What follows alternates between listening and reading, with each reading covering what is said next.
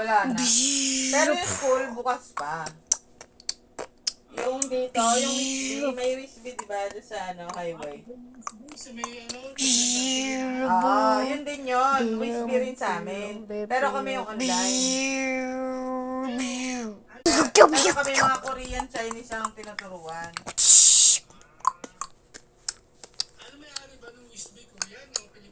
Korean, Pinoy. Parang nag-ano rin. Pero mga Korean talaga.